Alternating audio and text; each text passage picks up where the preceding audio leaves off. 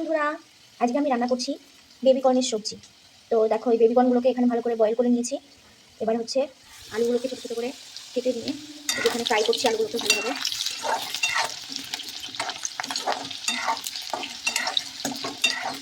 আলুগুলো ভালোভাবে ফ্রাই করা হয়ে গেলে আলুগুলোকে তুলে দেবো, হালকা লাল লাল হবে।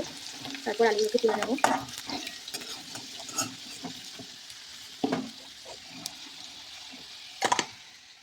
এখানে আমার পেস্ট করা আছে আদা, কাঁচা লঙ্কা, টমেটো আর হচ্ছে জিরে। তো এবার হচ্ছে তেলটা আমার গরম হয়ে গেছে। তেলের মধ্যে আমি এখন দিয়ে দেবো জিরে, শুকনো লঙ্কা আর পরিমাণ মতন হিং করে রাখা আদা, কাঁচা লঙ্কা আর টমেটো, লবণ,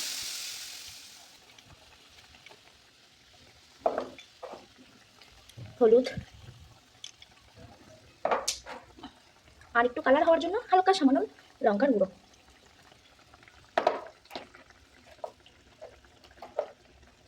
এবার ভালো করে মশলাটাকে নাড়িয়ে নেব।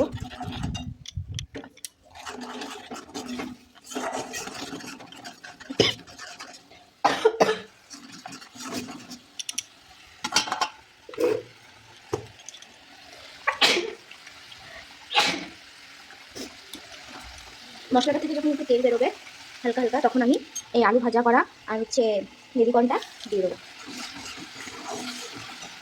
গ্যাসটা হালকা কমিয়ে দিই।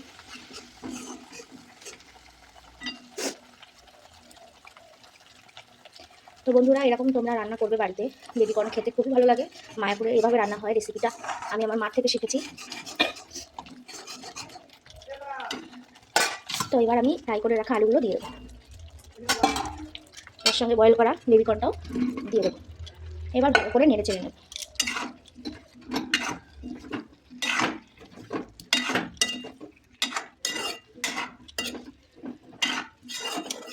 দেখো বন্ধুরা, কত সুন্দর একটা ফ্লেভার আসছে আর কালারটাও কত সুন্দর এসছে।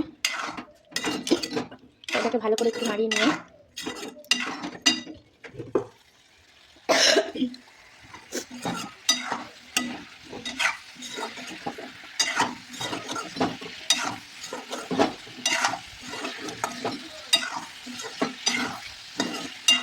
সবজিটা কষানো হয়ে গেছে। এবার এর মধ্যে জল দিয়ে দেবো।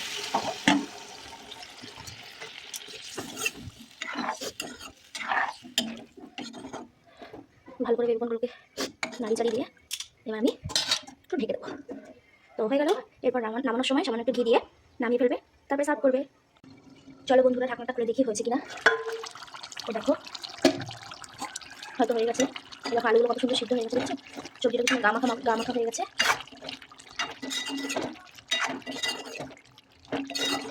এবার আমি এর মধ্যে দেবো ঘি, তাহলেই হয়ে যাবে। এখন এর মধ্যে দিয়ে দিচ্ছি ঘি। ঘিটা দিয়ে এবার একটু নাড়িয়ে চাড়িয়ে দিলাম। এবার আমি এটাকে নামিয়ে ফেলবো। দেখো কত সুন্দর সিদ্ধ হয়ে গেছে। তো কে কে খেতে চাও চলে এসো আমার বাড়িতে, দুপুরবেলা লাঞ্চ টাইম। এখন চলো এটাকে নামিয়ে।